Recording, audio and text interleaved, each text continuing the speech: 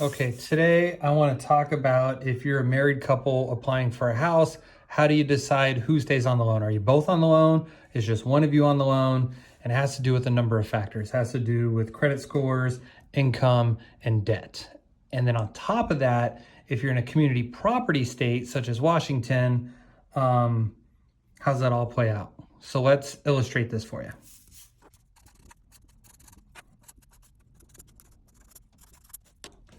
Okay, so let's say you got a married couple, Fred and Wilma, right? And let's say their credit scores are,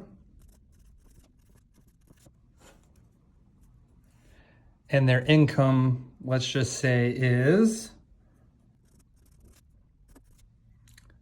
and let's say their debt schedule looks like this.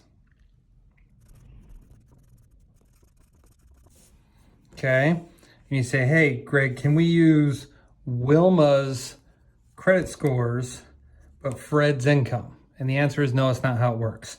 With income, we do combine it, right? Let's say Wilma doesn't make any income or has really low income, let's say. We would combine income if you're both on the loan, and we combine the debts if you're both on the loan, okay?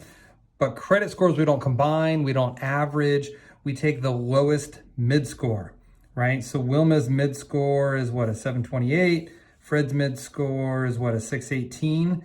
So if this was a joint application, they're both on there, that would be a 618 credit score.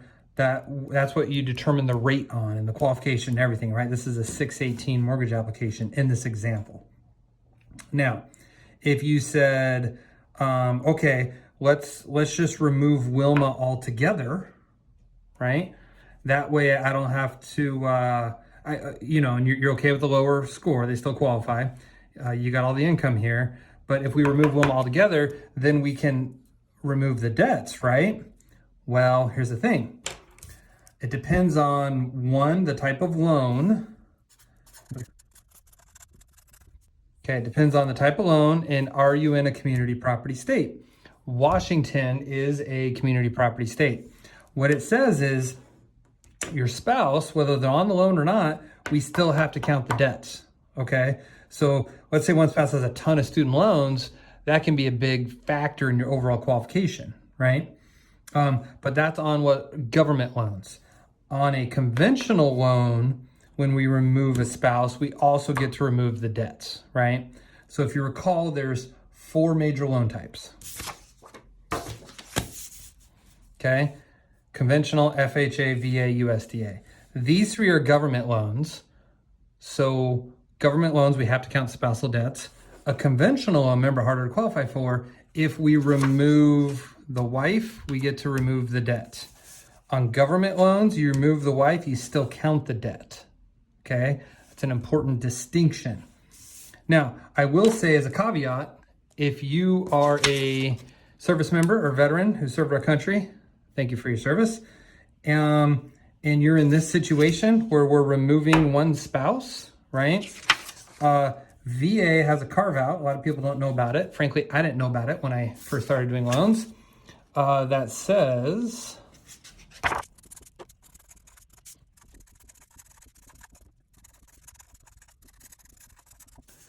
that there are exceptions to still exclude that spousal debt if we can prove their spousal income to support those debts.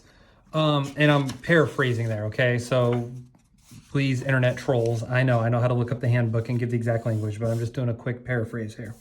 So again, community property state, let's say you're doing a VA loan, you remove the spouse, we still need a spousal credit report, it shows some debts, and 9 times out of 10, we have to add that into the overall debt to income ratio. But with VA, right, if we can show Wilma has a job, let's say she had some income here, just not a lot, right?